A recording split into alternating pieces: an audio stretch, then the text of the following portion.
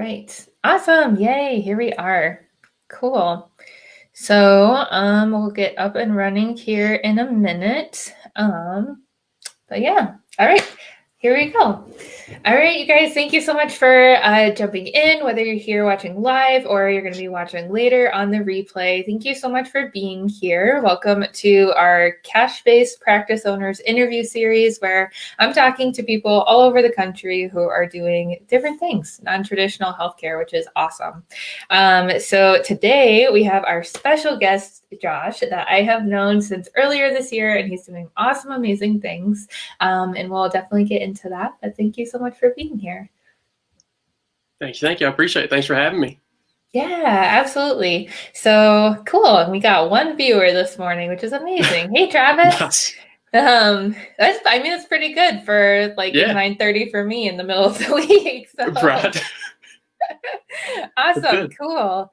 All right. So Josh, if you don't mind, I know you and I have talked quite a bit, so we know a little bit about each other, but for people who don't know you, tell us a little bit about your background, and what's led you, on your journey to where you are today. Yeah. So my name's Josh Davis. I'm a new grad PT from East Tennessee State University, if you couldn't tell by my hick accent. but no, I graduated in December and, passed boards in January. And I've been a personal trainer for, I guess 5 years now. That's kind of what, how I got gas money for PT school and all that kind of stuff. So, but yeah, so I've always been interested in kind of merging the two. So after PT school, I was kind of wanting to go more outpatient realm. So I love to travel. So I started my first travel rotation in Boone, North Carolina in March. 3 weeks in, COVID happened and was like, you don't need to be here. So they canceled that contract. So, it was literally that night I kind of, just mulling over what I was going to do. Because I haven't planned for anything like this. My plan was to be a travel PT for 2 or 3 years. My wife and I travel. Then we settle down in East Tennessee, have kids, and, the whole nine. So I've always wanted to kind of, like I said, merge the two and have my own thing. But not in a million years did I think it was going to be as a new grad. That's something I, was not mentally prepared for, nor actually prepared for. So I started doing some research, and I talked to Jess from Wanderlust PTs. And she's got a mastermind course, which is where I met Morgan, and started that, and that kind of lit a fire underneath me. And I'm like, you know what, I want to be in charge of my own stuff. I want to be pandemic proof, basically, and kind of just run my own thing. So I literally jumped in head first, just did a little bit of research, as much as you can, and definitely was surrounded by great people and a bunch of help. So I started Tri Star Barbell, which started off being more rehab and strength conditioning online programming, but due to Tennessee direct access laws, which Morgan and I have talked about, I have to have 1 year of experience being a PT, and I don't have that, obviously. So it's shifted more towards just strength programming, which is what I'm passionate about most anyway. So yeah, that's kind of where I'm at now. I just recently signed on with a home health agency here in town, so that'll be my full-time job, whereas the TriStar will be more of a side business, like a side hustle. So it's kind of where we're at. Awesome. Yeah, it's been quite a year since graduating and getting here. But cool. So yeah, I mean, we're in a place where, you're still kind of like in control of what you're doing. It looks a little bit different than we thought it would. Mm-hmm. But sometimes things work out the way that they're supposed to. For sure. So yeah, so tell us a little bit more about your business and what it is that you do, who you work with, and how you do that. Yeah, so I'm all about empowering with strength conditioning principles. I also have my CSCS, which I got my last year of PT school. So I'm all about merging those two and applying strength conditioning principles to rehab and just in general training. So the idea with the business was it to be kind of like something I can do again on the side, but mostly online. With remote coaching or just more templates is what I would eventually love to do, because that's more just self-automated and just kind of does its own thing. So I kind of started off doing a 3-tiered system with, varying types of assistance. It started off more Zoom because that was in the high point of COVID, so nobody really wanted to go out or meet me at gyms or anything like that. So it was mostly online. It's now shifted a little bit to in person as well, which I'm cool with. Obviously, the home health gig is going to kind of put a monkey wrench in that, but that's that's been good in the meantime. I've mostly had existing clients from where I was a personal trainer before. That's been the majority of my clientele as of now. I think, the one thing that I need to start doing more is broadcasting myself and kind of getting out in the community a little bit more. Because a lot of people just, even if I post on Facebook or Instagram, they just don't know what it is, So, and especially in my area in East Tennessee, it's not the most healthy area anyway. Literally put butter on everything. So, but yeah, so, the online strength conditioning, portion is something that I feel my community needs. It's just something new that I've been trying to, roll out to local gyms and stuff like that. And with hopes of it being more automated and kind of running itself. Something I can kind of check in with clients every once in a while. The only clients I've really had have been older women, mostly. Mm-hmm.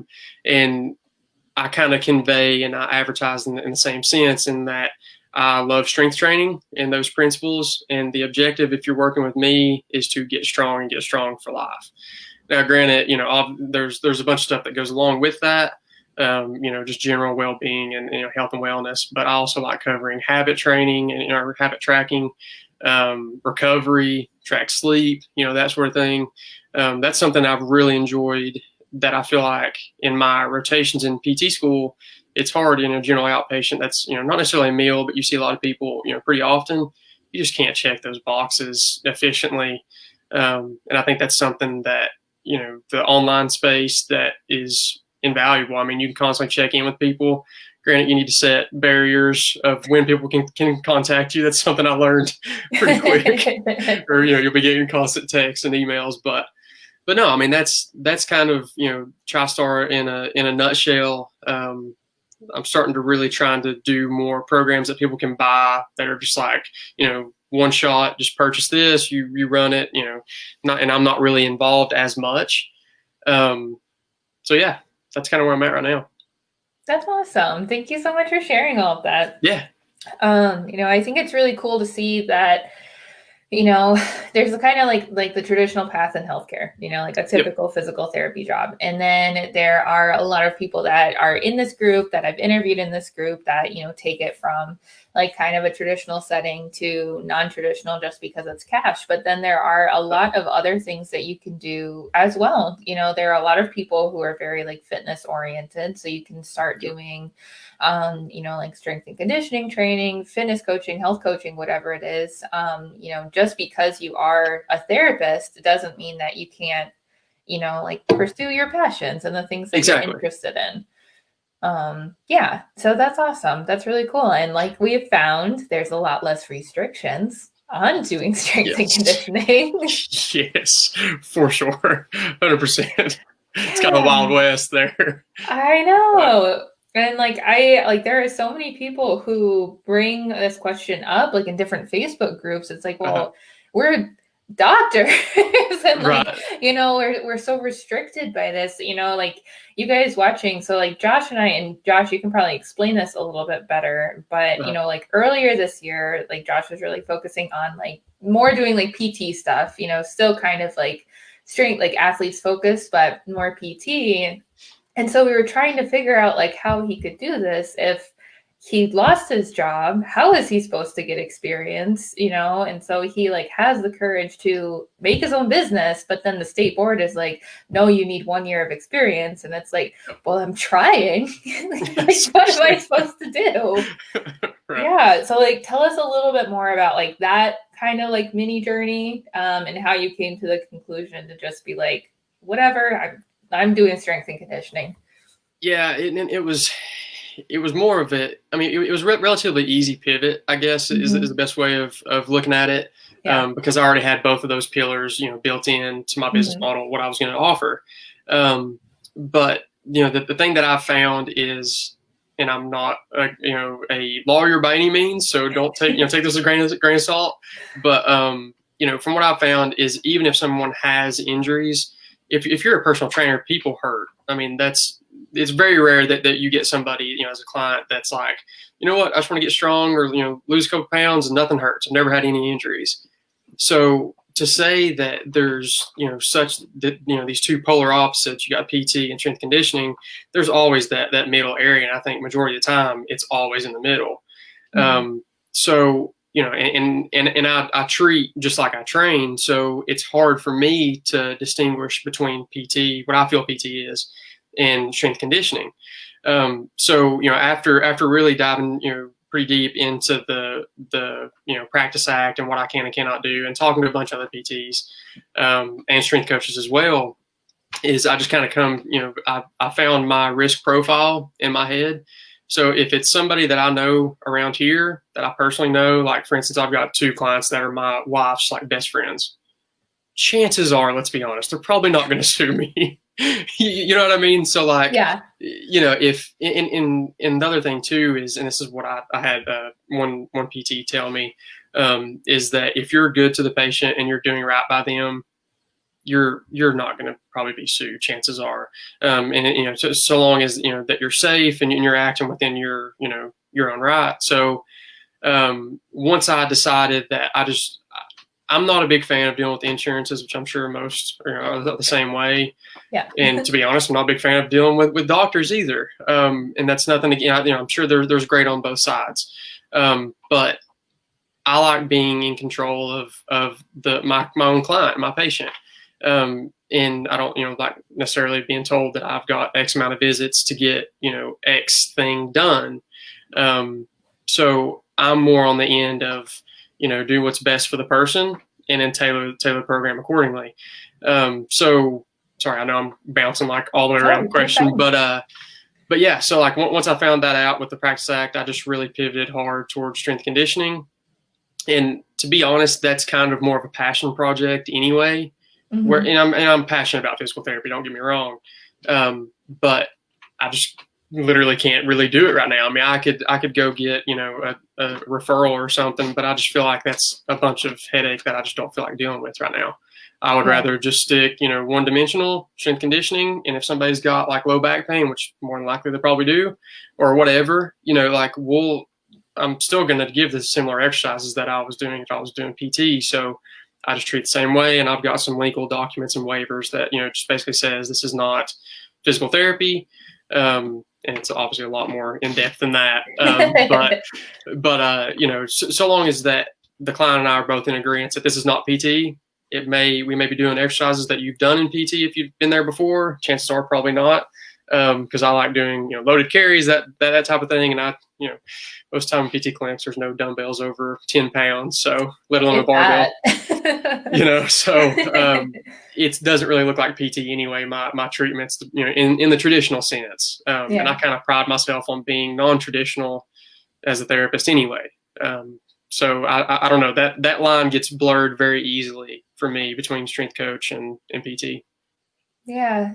And I think that's something that a lot of us deal with, kind of internally, where it looks a lot of the same thing. And like, I do a lot of the same stuff, like we've talked about, like I've been working with people in my garage gym downstairs, and I have a rack and barbells and all of that stuff. And so like to somebody just walking by my house, it probably looks like personal training, but then like I am, so like it is kind of weird, and like we'll probably see over the next few years, like into the future, we might see more people doing that, or like potentially like there might be some changes in laws surrounding that, maybe not. But I think like the main point is, and like what I like to tell people is, for people who are both therapists and like personal trainers, strength and conditioning coaches, or whatever, I like to have both certifications so that I can like look at both practice scopes, and just like that helps me differentiate things too. So like as long as I'm doing everything that a CSCS could, then like that's what it is. And the same thing like in my paperwork I have for wellness coaching, I have like even though my wellness coach is a physical therapist, I understand that I'm not receiving skilled physical therapy services. Exactly. And like you said, as long as everybody's on the same page, and I think, if you do start working with somebody, they have some kind of injury, like Mm. your like therapy, like spidey sense might start going off that they need like more help or Right. something, then you should have like the capacity to refer them out, like if Exactly. they need it. So Yeah. yeah, Yeah. like I think as long as everybody's just being like straightforward and honest about what they're doing, then we're good to go. I agree. I agree. Yeah, Yep. awesome. I know that there are a lot of people here that are also interested in this stuff. I think one of the biggest questions that I always get is what's the difference between like therapy and wellness services? Mhm. And like sometimes that's defined, sometimes it's not. Um, but it's kind of up to you to try to figure out and Yeah, differentiate as well. I agree. Um, so we've been through a lot of struggles this year, but For sure. in particular, as a business owner, Josh, when you were first getting started, what were some of like the barriers you came across, whether they were like mental or logistically, in developing your business, and how did you get past those? Yeah, I think it was all the above for sure. Especially at first, was the mental, just, you know, for one, I'm a new grad, so there's obviously that kind of imposter syndrome of like, oh, you think you can run a business? You've not even been a PT long enough, that type of thing. So, once I kind of talked to a bunch of people, I surrounded myself with just great mentors. I consider mentors, and they kind of laid out, a good, I guess, game plan and blueprint. I've been in a lot of Facebook groups and all that type of stuff, masterminds. That has helped tremendously. I highly recommend doing that for the person that's thinking about starting a side business or their own business, either one. I think that experience is paramount. You know what I mean? Like, especially if you've never owned your own business, you never sold anything, at all.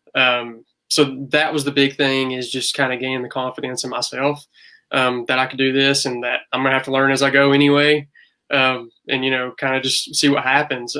Because I knew it wouldn't be something that, especially like I said, in my area, personal training is not huge anyway, which is why I tailored it more towards online. Mhm. So it was one of those things where I just started talking to everybody that was, everybody that I could, and just soak up Mhm. as much knowledge. I've literally taken so many notes. I've got like two, notebooks and like Word docs full of just notes. Um, but yeah, so like that was the main thing there.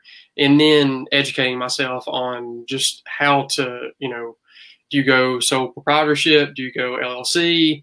I mean, that was stuff that we don't learn in PT school.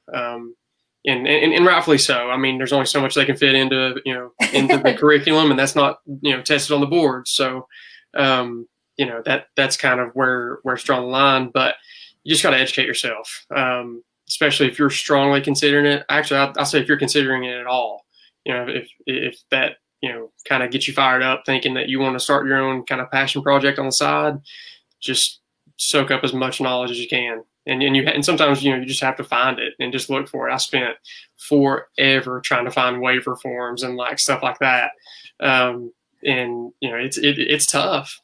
It's tough, and you never know what all it entails until you're actually in it.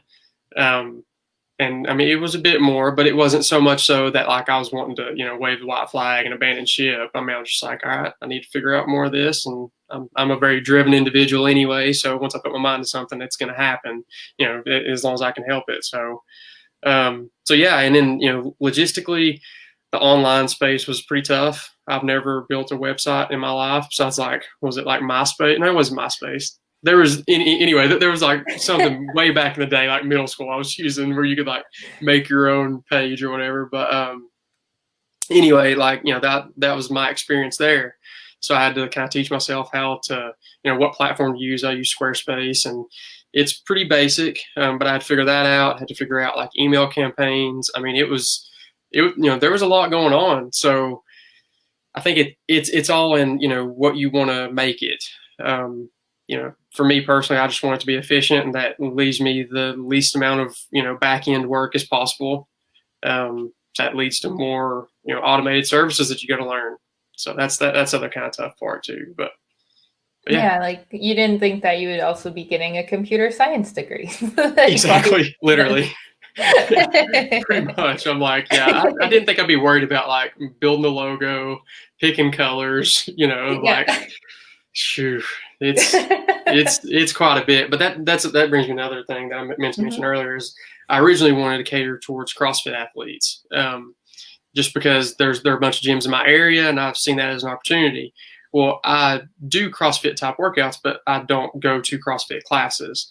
And I Mhm. found that to be a pretty big barrier. I think, CrossFit is a niche that you need to be kind of part of the community. And that's something that I've been trying to do a little bit more of if I want to work with that population, because they're not necessarily just looking for services outside of the box. You know what I mean? Yeah, So yeah, that's something I just want to mention absolutely. too. Yeah, I think that's a really good point to bring up. Like it was something that like I slid into like pretty easily because I had already been part of the community. Like I'd been doing CrossFit for 2 years. I was at my gym for like 8 months before I even started anything. Mhm. And I know like one of my clients that I've been working with, like it was pretty easy for him to start because he's been in the community too. And so it's not something that's impossible. It's just Right. that you have to join the community, and make friends Yep. with people. Exactly. Yeah. Yeah, instead of just being like more of an outsider. And I think that's a really good point that you bring up. A pretty big tip with whatever niche you're getting into is you have to show up and show that you're a good community member. Yep. Um, in order to sell things to anybody, Oh yeah. because I agree. they need to know, like, and trust you, in Hmm. that whole thing. Yep. So yeah, like you just building a business, like Josh was saying, you end up learning so much stuff, especially about like the online space, the digital marketing and everything that none of us learned in school unless you went to Hmm. school for digital marketing. Exactly. Yeah. But I think a lot of us here, we don't really have a lot of experience with it. And it pushes you, like you were saying, where it's like, oh my God, can I really do this? Like there's just Hmm. so much. But if you're somebody who likes a challenge, and like you said, you're pretty driven, Hmm. you can figure it out. And Oh yeah. the thing is that it's a learning experience for your entire life. It doesn't Hmm. really stop. So you might learn some things initially, but then it's going to keep coming and you're going to keep learning new things, um, Exactly. which is awesome. So, like, if you were talking to somebody and they were considering starting their own business, what are like 2 or 3 qualities or characteristics in a person you think are important in order to be a business owner? That's a good question. I think, one we already touched on, just being driven. I think Mhm. you have to have that fire underneath you you have to have a reason why you're doing it, or when it Mhm. gets tough, you're not gonna, fall through with it. You kind of fall off the wagon. That's kind of something I talk to all my clients about, and just doing a general workout program. I think the same applies to starting your own business. I mean, you've got to figure out, the reason why you're wanting to do it and lean on that. Mhm. And then just be able to roll with the punches, be flexible. That's been one huge thing. I mean, if 2020 has taught me anything, it's flexibility is like key. Mhm. But yeah, I mean, you really need to be able to work around things, and just figure out new routes, that you may not have thought about before. Um, that's going to better you and your business along the way. And again, I think the other thing is just kind of be humble with it. If you've never ran a business, don't expect that, you're going to have X amount of followers on Instagram and people are just going to be lining up the door, waiting to have your services. That's not really typically the way it goes. So, for me personally, it's been a little bit of a slow process, but I knew that going in, Mhm. that it would be a work in progress. So I think setting expectations is huge as well. Just like whenever we're working with our patients, we don't, expect them to make these huge jumps in their plan of care. That's why we have plan of care. We show them stepwise, progressions. I think the same thing applies for the business space. You can't really expect to, like I said, set up a Instagram account for your business and then, add your Squarespace website and then think that it's going to just, well, I'm done. Just wait till the Brinks truck rolls up with all the money. I mean, that's not really how it goes. So I think being patient as well, and that kind of goes with the driven aspect. I mean, it's a kind of slow process, in general, especially if you're new to the area, like most of us probably are. Kind of just gotta just roll with it. Yeah, absolutely. Like staying motivated, staying dedicated, and at the same time, like not putting a lot of pressure on yourself. Yeah. I agree. Which is hard. It's very difficult not to do that. Oh yeah. Well, and that's like my wife. I'm sure she's like so annoyed with me. I'll be like, will you look at this Instagram post and like see if it's like kind of funny but not too funny? And she's like, just post it, whatever. So it's like you can make it what you want, but I think a lot of times you can just put yourself out there and then make the business an extension of you, and people are for the most part are going to see that. Yeah, I think that's a really good point to bring up, like especially like people who are starting a business that is like just you, Yep. they want to see more of you. They want to see what it is you're doing, why you're passionate about it, who it's going to help, why you're doing it. And then people are going to do business with you because of you. Not necessarily because of any like fancy equipment you have or fancy programs or whatever it is. The people who will come to you will be connecting with you. And as long as you care about them and are happy to help them, that's what they're looking for. Exactly. So yep. Awesome. Yep. Cool. And I know like you kind of talked about it a little bit before already, but one of the biggest questions that I get, and I think everybody's number one worry, is where do I find clients? So what were some of like the first few steps that you took to start bringing on paid clients? So the first step I did is like where I was a personal trainer before. I just started reaching out to clients because I actually worked at the local YMCA. They had to furlough due to COVID and everything. So I had my existing clients there before. So that was an easy transition for a few of them, is just that, we can't do it here. So now I have this service that I can offer. So that was a pretty easy transition. And that's kind of what I leaned on, for the beginning. So then I started offering referral. I wouldn't even say discounts. I hate using that word because it feel like it discounts, the product, but rewards, I guess, is a better way of looking at it. Because word of mouth is going to be the main driver, in my opinion. I mean, you can market as much as you want to online, but like we said earlier, if you're not out in the community or people are not talking about you, like, hey, have you seen so-and-so's program? I've lost X amount of weight and my, squats went up, whatever. I think that's going to be the big thing.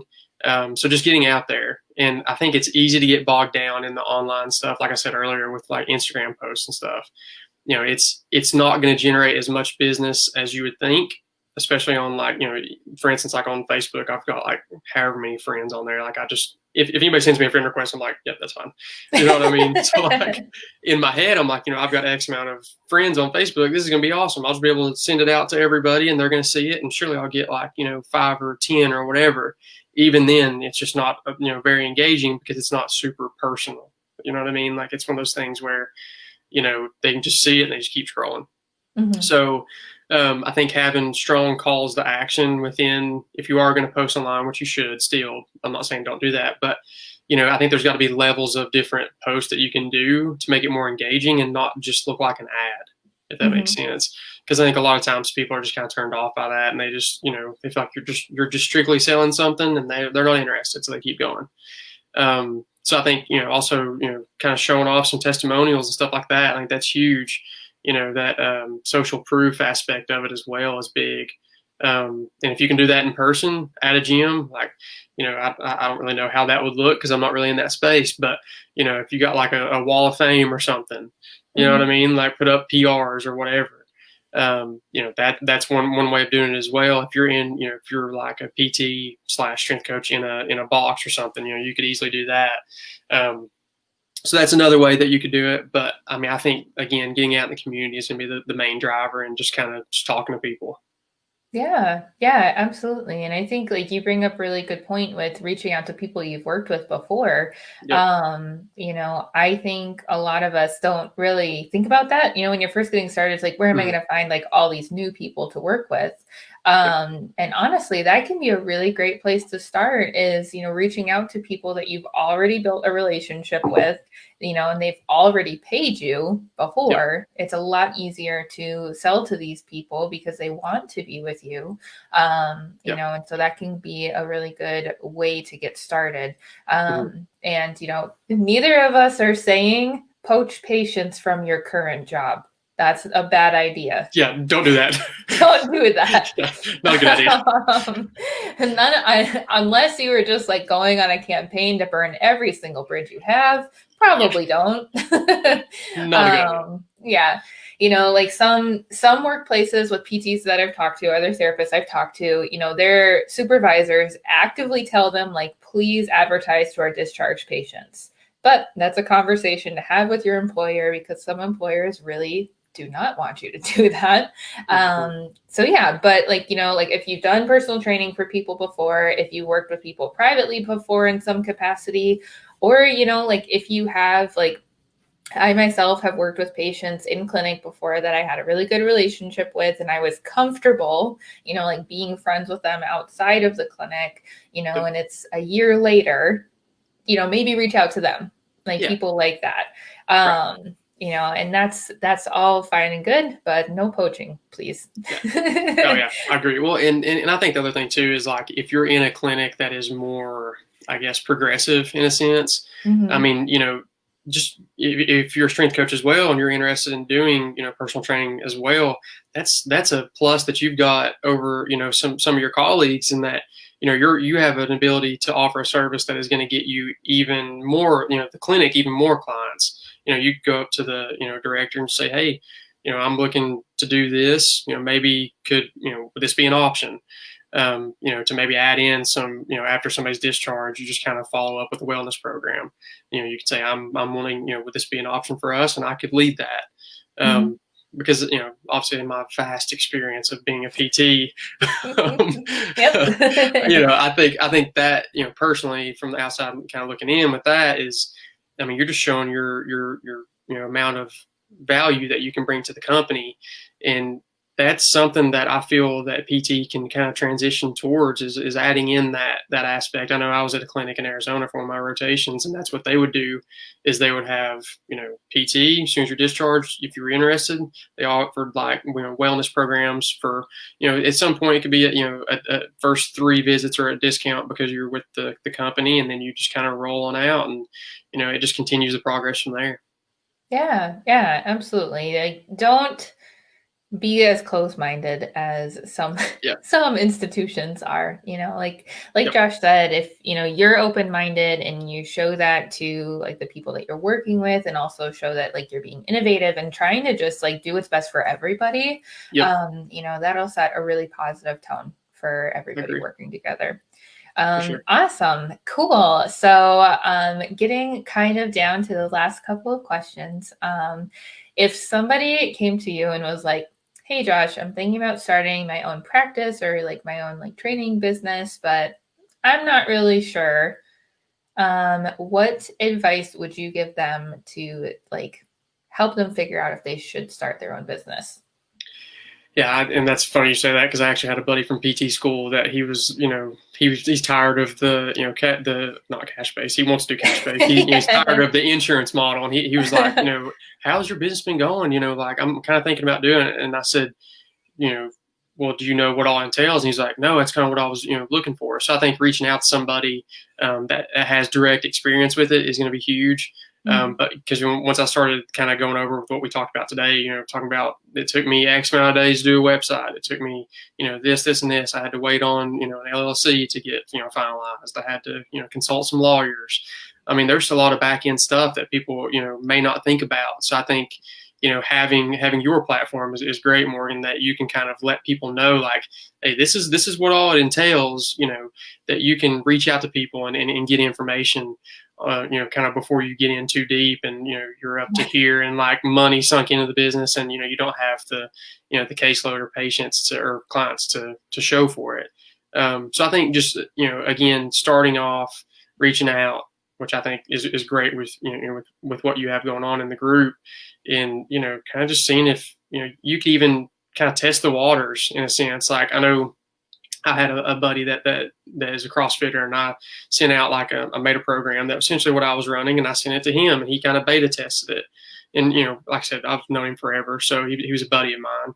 He gave me kind of pointers on this, and I kind of then went forward. And I'm like, you know what, I think I've got a product that people kind of dig, and they'll like it. So that gave me some confidence too. So I think train your family. Whatever, or even, treat your family. It doesn't have to be just train, obviously. So, I think that's something that you can kind of, hone in some skills for sure before you get, so far in it that, there's a point of no return type thing, But, yeah, absolutely. So like, test as much as you can before, look for places where you can learn, look for communities that you can learn from, potentially hire like a coach or a mentor to just have somebody to tell you like, okay, Josh, here's exactly what you need to do. And I think that's huge. Yeah. Yeah. It's been so helpful to have those kind of people around. And yeah, just like I think, and a piece of it too is just being honest with yourself. If it's something that you really like feel like in your soul that you're meant to do this or not, because it's not for everybody, and that's fine. It's totally fine. Exactly. Yeah, but if you do have like even like a little whisper, like maybe I should get out of the insurance game because it's the worst, give it a try and see what happens. So awesome. Cool. Well, thank you so much for sharing all of this amazing information and how things have been going for you with your business. If people want to get a hold of you, where can they find you? Yeah, so I've got an Instagram at Tri Star Barbell. Also have a Facebook page, and that's about it right now. I don't really have a whole lot of communication stuff going on. I also have an email. It's josh@trisstarbarbell.com. So yeah, I mean, I'm slowly trying to start building it on the side. It's going to be really interesting once I start this home health job. See how much time I can put forth towards it. But yeah, it's been a fun ride, and I highly recommend it to like you said earlier, if somebody's got any sort of fire underneath them to do this, I think they should make the leap. 2020 is the year. What are you going to lose? I know. Why not? Oh my gosh, that's awesome. Well, cool. Well, great. Thank you so much for being here, Josh. I really appreciate it. And you guys watching, if you are interested in starting your own practice, reach out to me, reach out to Josh. We can both tell you like our honest opinions on all the things that we've been through. And definitely give it a try if it's something that you want to do. So yeah, thank you so much for your time, Josh. And I hope everybody has a good rest of their day. Thanks for having me. Yeah.